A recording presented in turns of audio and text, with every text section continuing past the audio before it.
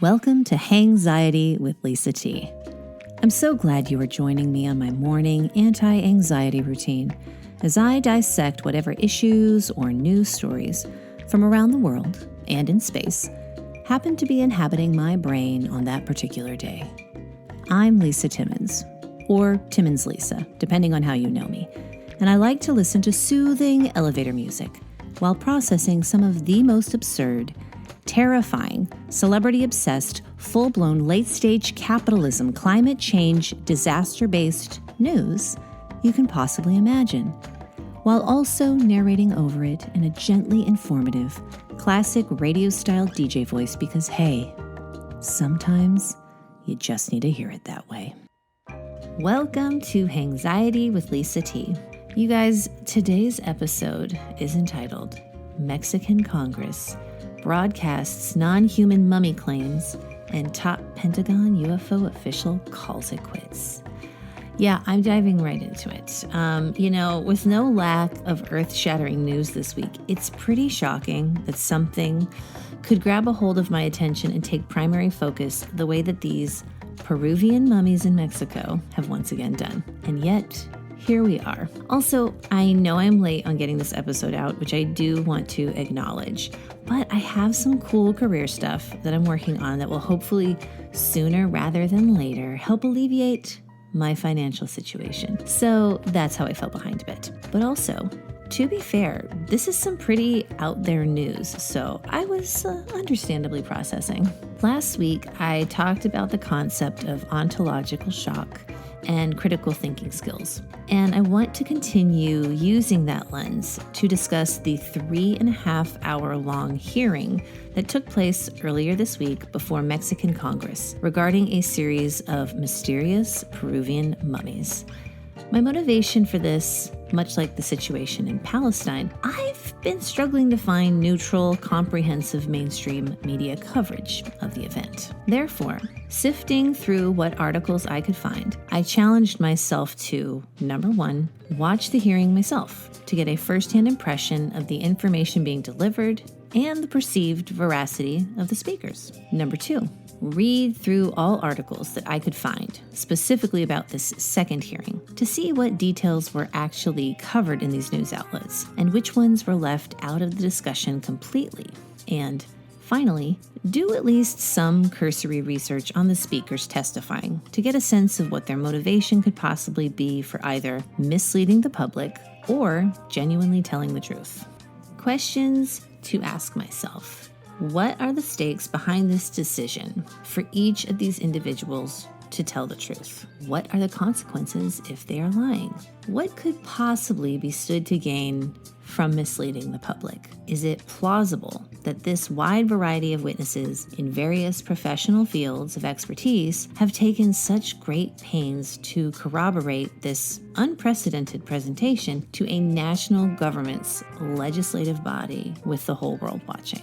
These are genuine questions that I had while watching. For context, I do believe that these are the same mummies that were discussed in the first Mexican congressional hearing that took place this past September, spearheaded by Mexican journalist Jaime Maussan, who took great pains to organize this second hearing as well. Those who spoke included a diverse array of scientific, technical, and legal experts from several countries in a variety of disciplines, all of whom confidently asserted that not only were the bodies not human, they were worth further investigation by anyone who was willing to pursue the task. In addition, a letter signed by 11 academic professionals was publicly presented. These 11 researchers didn't even number in the array of speakers present, adding invisibly to the number of earnest academic researchers supporting these claims of veracity. What struck me was the level of seriousness that pervaded the proceedings, aside from a flourish of celebrity from Mexican musician Claudio Yarto, who performed a brief rap themed for the occasion during his speech. To sum up, the claims made before the Mexican Congress were supported by a host of prominent science and medical professionals that these mummified bodies appeared to be authentically some sort of biological creature that they simply couldn't identify with 100% confidence. There were several challenges this event seemed to face, preventing it from gaining more global traction in the press. To start, the language barrier proved to be a hurdle. The speed with which the interpreters were forced to convert the Spanish testimony into English in real time made the proceedings challenging to follow at times. Additionally, the stream was broadcast live on the Mexican Congress YouTube channel, which isn't that easy to find if you're not super motivated to find it. I'll be including a link in the show notes. In order to come across the YouTube profile, I had to translate Mexican Congress YouTube channel in order to get the term Canal de Congreso México, which I had to drop verbatim into the YouTube search field. Additionally, Jaime Maussan streamed the hearing from his YouTube channel as well, and also paid for the Spanish to English translation, clearly attempting to make the information accessible worldwide to an English-speaking audience. I noticed that the video for the hearing, as of this writing, on the Mexican Congress official YouTube channel had a mere 30 views from the hearing, which I found shocking, considering the fact that Department of Defense whistleblower David Grush's testimony alone from his first U.S. congressional hearing 3 months ago on UFOs has now garnered a whopping 343,000 views on C-SPAN without so much as providing a shred of tangible evidence when he spoke. While this hearing was bursting with show and tell materials, as well as a pretty universally open invitation to take a closer look at the bodies in question firsthand. I'm genuinely shocked that this willingness of a national government to offer up this platform to so many earnest-seeming individuals isn't compelling evidence enough for at least an investigative glance out of morbid curiosity. Noting that this is weeks after Hurricane Otis in Acapulco, which left Mexico reeling from yet another climate change-fueled natural disaster inflicted upon the global south, with temperatures continuing to break horrifying record after horrifying record around the world, and fascist imperialist governments using every excuse possible to continue mass genocides in multiple locations, everything about this hearing felt as if it were tempered with a strong sense of existential urgency. And with Mexico's current government representing some of the loudest left-wing voices in Latin America, I found this new approach of governmental radical transparency in regards to the UFO phenomenon to be in line with progressive thinking. So far, Reuters is the only outlet that I found that has provided in black and white dispassionate reporting on the subject, without framing the perspective with editorial commentary. I found it difficult to find any articles that simply delivered straightforward facts about the hearing. Instead of the type of objective journalistic coverage I learned about in journalism school back in the day, my search results were littered with opinion pieces, filled with hyperbolic descriptors. What I failed to find was an exhaustive, point-by-point rebuttal of each piece of evidence presented, explaining in excruciating detail the debunking of this extensive hearing.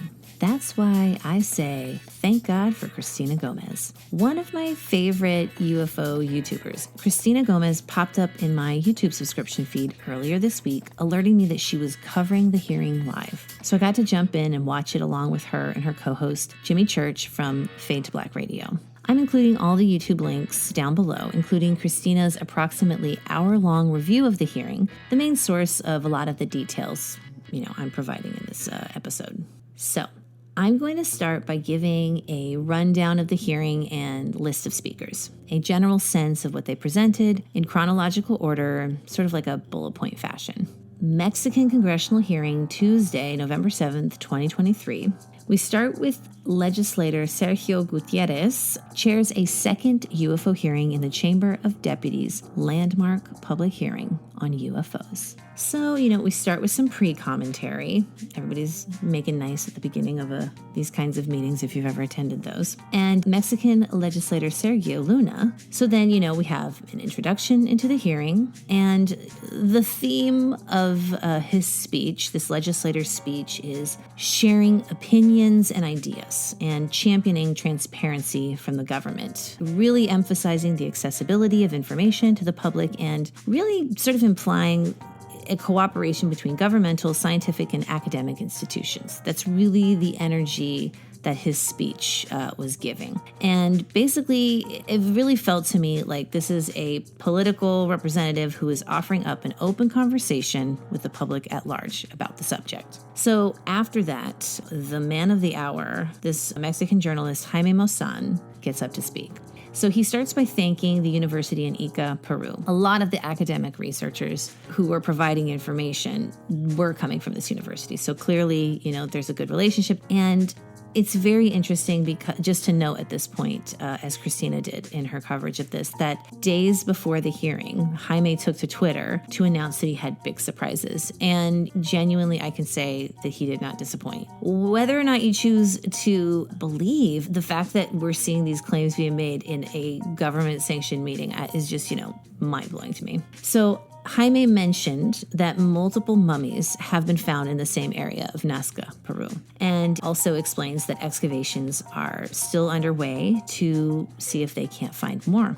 To be clear, they were not found among UFO wreckage, he stresses, and says that they were instead found in algae mines and then fossilized. So there is an emphasis on the fact that these beings, these mummies, were found in the earth. There was no sort of crash landing situation that is being described here. So originally found in 2017, they were covered in documentaries, but weren't being presented publicly for close scrutiny at that point. So Maussan explained that fake ones were mixed in with authentic ones originally, which is his way of trying to explain the articles that you can find all over the internet that claim that his 2017 discoveries are completely inauthentic, and as a result, a lot of these articles are being used to discredit anything that he does related to these types of discoveries. Admittedly controversial, Maussan has believed fake ones to be real before in the past, some of which turned out to be dolls. So he has made mistakes. Again,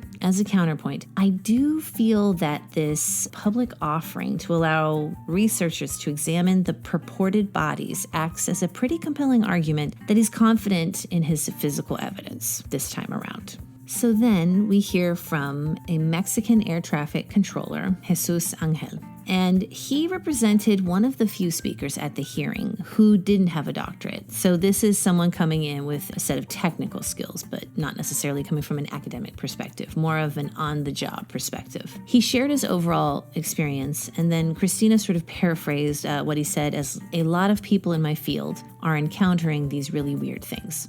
And apparently, before 2023, he used to see 1 to 2 reports a year regarding these unexplainable aerial phenomena. Then, he says, after 2023, these reports skyrocketed exponentially. Are these sightings being documented? The same answer given when this was asked in the first congressional hearing was that, no, there are no reports.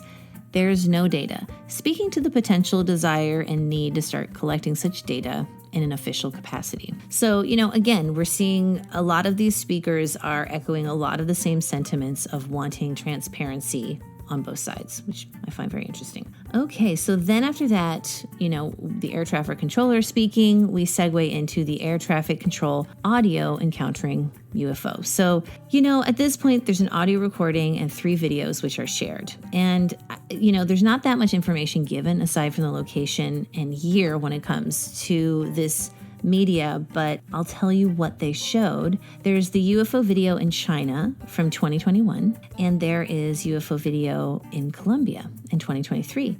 And there's not a ton of details presented alongside these videos, but they were compelling nonetheless. You can take a look at this part of the hearing featuring the videos in the live stream posted on Christina's YouTube channel, the link for which I've included in the show description. And there wasn't like a big in-depth analysis of the videos from media experts or anybody technological, talking about what was being seen. But again, it's so funny. I really just get the feeling that these guys were trying to get their stuff together as quickly as possible to just have a wide array of things. So, I don't know. It feels a little rushed. So to me, that kind of makes sense. But anyways, the next person to speak was this Peruvian lawyer.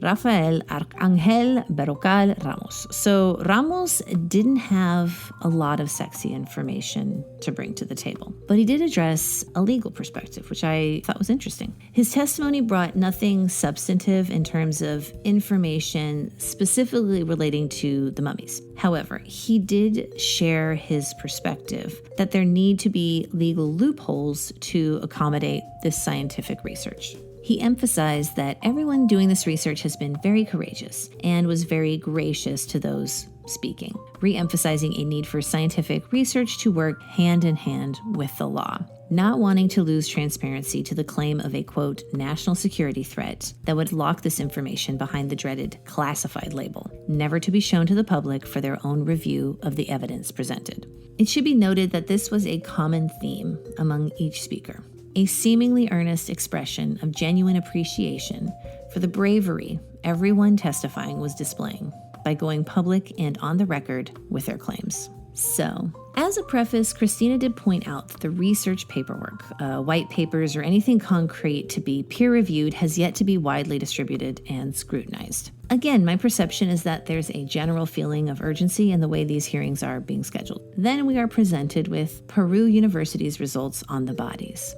St. Aloysius Gonzaga National University in Ica, Peru, chose to share their analysis in an informational video. In summary, they said they do not believe these are extraterrestrial beings. However, they do posit an inconclusive conclusion as to the identity of these beings. Basically, the vibe is we don't know what it is, but again, here is an invitation that is open to those who want to conduct their own independent research on the bodies. It was pretty dry, no pictures, but very confident, concrete statements were being made. We were presented with pictures and video of the mummy Maria, so, things started to look a little more interesting. To me, the most impactful part was the list of 11 scientists who signed the displayed letter that claimed that their research had confirmed that the bodies were authentic, verified to the best of their collective professional academic abilities.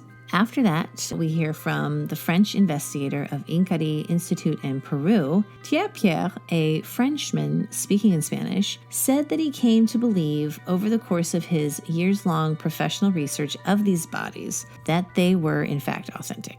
He started his research on the bodies originally in 2017. He also explained that he wrote a letter to the Peruvian government at one point basically saying, hey, you need to protect these bodies from treasure hunters.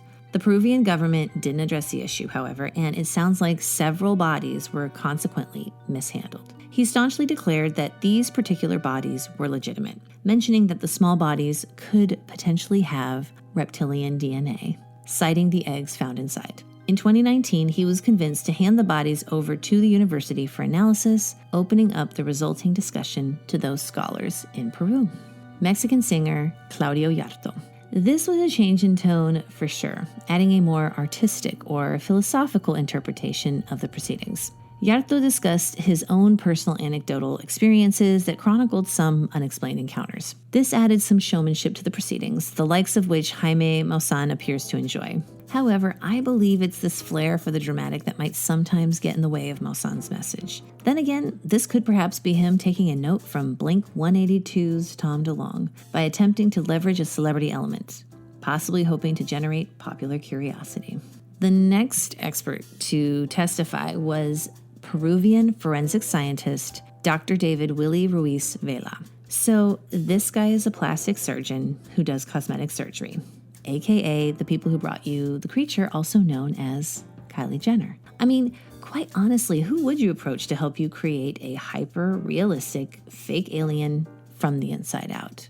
Most likely, a plastic surgeon. Someone who is familiar with the structure of the human anatomy as well as surgical techniques that could be used to either alter animal or human bodies for this purpose.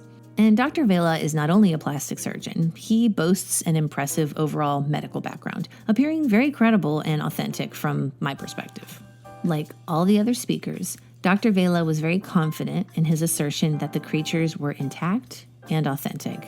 Said it was impossible to have manufactured these based on his professional opinion. He mentioned that the Ministry of Culture in Peru did take other mummies, but didn't take care of them properly, and they were damaged as a result. However, the university appeared to be more equipped and aware to handle these particular bodies correctly.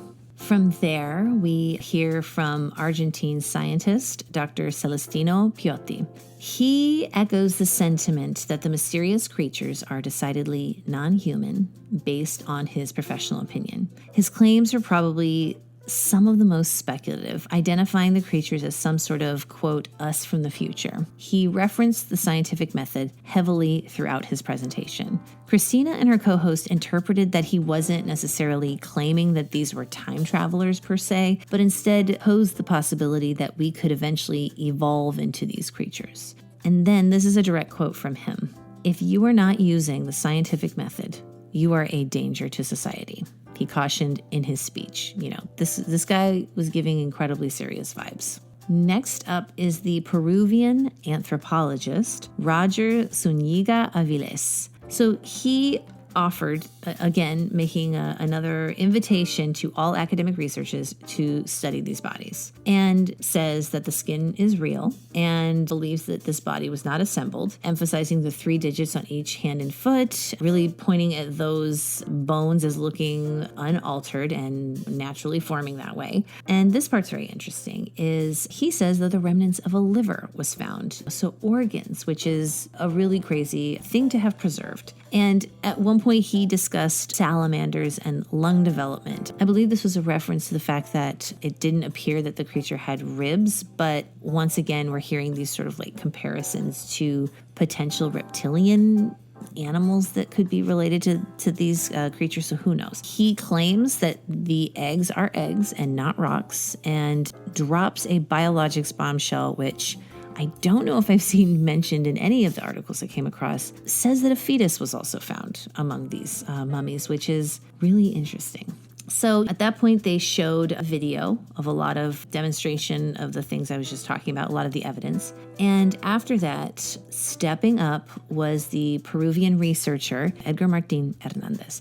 So X-ray images of the eggs were revealed inside of the body. And Dr. Martinez is a dentist. And so he came from the perspective of discussing the dental work. And he noticed something very strange, especially in the large mummy named Maria. Her bones were robust, and he suggested that she could be a type of, quote, hybrid. This is not the only speaker who will make this hybrid claim during the hearing. After that, Dr. Irving Zuniga gets up to speak. Dr. Zuniga launches into a conversation about these metal pieces that were found infused in the jawbone of the creature. It was concluded by multiple scientists that the big mummy, Maria, might have had a dentist. And this, again, is a mummy that they are estimated to be from 1,000 years ago, when this sort of described dental work would not have been something that we would know to have been possible. The metal was a rare metal called osmium and was located in both the chest and the teeth. And it was not discovered by mankind until 1903. And apparently osmium fused with other metals is also very rare, and I believe that this osmium did appear to be fused with other metals. So these metal pieces infused into the bone, and it appeared that very sophisticated techniques had been used to do that. So at this point, there was a theorizing that these metal teeth might be why the one scientist said that this could be us in the future, because it appears to be a type of technology that is beyond what we are currently capable of. And one of Christina's commenters pointed out that the human body would reject these types of implants, underlining the assertion that these are indeed non-human entities. Again, this wild detail of osmium was nowhere to be found, to my recollection, in any of the articles I came across, except maybe the Reuters one. I thought it was really kind of wild. All right, at this point, the next expert is the San Luis Gonzaga University president. So the president of the university, where all those academic researchers signed that letter, Dr. Jorge Moreno. He, at this point, made a formal invitation to any researcher wanting to explore these bodies further to come on down and check them out. After him, we hear from the only woman on the panel, just thought I'd say that, criminalistic expert Anushka Caviedes. So she works at the University of Cusco, also in Peru, and she says that the cranium is too big to be a human one. And if I remember correctly, there was I believe a 25% difference in the head mass, the brain mass in these creatures and, the average human cranium. I believe I'm remembering that correctly, but either way, she was speaking on the differences in brain size. Again, also discussed dental information from her criminalistic expertise. And she believed that during that time frame, other doctors also believed that Maria may have used her teeth as a tool as well, based on the wear and tear and deterioration. And another weird fact was that apparently Maria had TB, or tuberculosis, which they found in her bones. And so, as a note, talking about all these hybrid sort of theories, TB can be passed to bovine animals, pigs, and primates. So that's just something to note. Next, there was the biologist, Dr. Ricardo Rangel Martinez. And so Christina sort of notes that the prevailing 2017 tone surrounding these mummies was a bit more of a vibe of these are definitely aliens. And since then, it really does seem like the mood has changed to, okay, it's definitely not human, but we're not exactly sure what it is. This has definitely been the prevailing mood for these two congressional hearings so far. Again, this biologist invokes the term hybrid, and Martinez hypothesizes that Maria and the other bodies could be hybrids with some types of primates that do not appear to be native to Peru, is how I understood that. I do believe the point was made that these could be perceived more humanoid rather than monkey characteristics superficially. And so a monkey-human hybrid of sorts, I believe, if I'm understanding this correctly. But again, it was just very fascinating stuff. I was trying to keep up.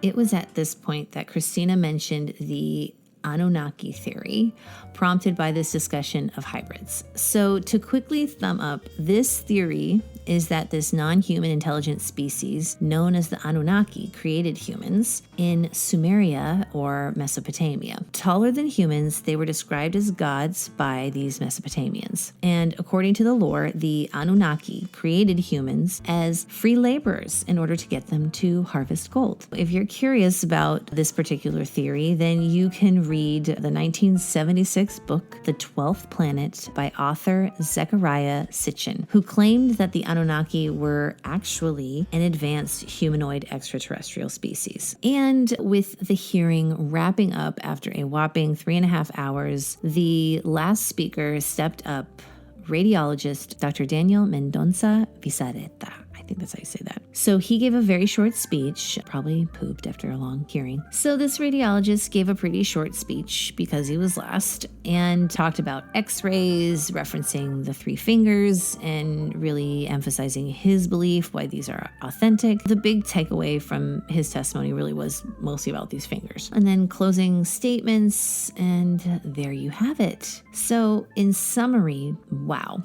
This was a presentation packed with substantive visual aids and demonstrations, with every speaker echoing a similar sentiment of a desire for radical transparency. Several days after the first hearing of this kind in Mexican Congress, in what may or may not have been a coincidence, NASA released their own public report on UFOs, complete with a live press event open to journalists. And a few days after that, the AARO federal agency, short for All Domain Anomaly Resolution Office, published a public website for former and current service members and government employees to report their UAP experiences on the record, which is definitely a groundbreaking industry first.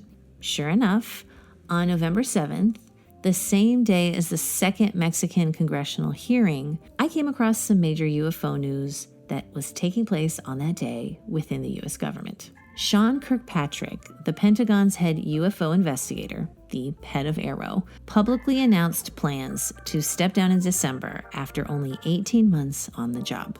Generally viewed by many UFO enthusiasts as a gatekeeper representing the U.S. government's long-standing, but quickly becoming outdated, practice of consistent denial. In a case of he said, Kirkpatrick famously fired back at Pentagon whistleblower David Grush, claiming that unlike Grush's claims to have reached out repeatedly to his office to no avail, he said that Grush never contacted him. So again, it is he said. Kirkpatrick said, "I'm ready to move on. I have accomplished everything I said I was going to do." His deputy, Tim Phillips, will act as an interim replacement until the Pentagon is able to hire a permanent one. It should be noted that a change.org petition with nearly 2,000 signatures was launched in October, calling for Kirkpatrick's resignation. The petition claims, Dr. Kirkpatrick has repeatedly lied to the American people about a lack of evidence concerning UFOs/UAPs. There is no doubt that he will continue to do so. ! What do all these revelations mean? And will other governments feel compelled to start making public disclosures of their own in response? All I know is that we are living in some pretty wild times. In the past few years alone, I have experienced multiple paradigm shifts that have taught me that the only thing I can confidently expect to be true is that it's likely there are plenty more to come. And the more flexible I can be with my thinking, the less overwhelmed I will hopefully be each time I experience some new and strange revelation that rocks my world. And in the face of the question of whether or not a discussion of these potentially non-human mummies are worth prioritizing, while so many human catastrophes are calling for our daily attention, I would argue that witnessing world leaders cite apocalyptic biblical prophecies as a rationale to justify systematic mass genocide leads me to believe that exploring the subject of mythical visitors from the sky might strangely make good tactical sense at this point. And with the majority of the world living in a veritable silent pandemic/silent depression/silent world war, perhaps it would also behoove those of us 99% to start exploring unconventional solutions to the problems of our heretofore adherence to modern conventions. Also, in the spirit of questioning all beliefs and paradigms, the rumors that Hitler was actively trying to obtain non-human, possibly extraterrestrial technology during World War II, combined with the knowledge that the post-World War II NASA space program recruited Nazi rocket scientists specifically to help the US win the international space race, just makes one wonder, doesn't it?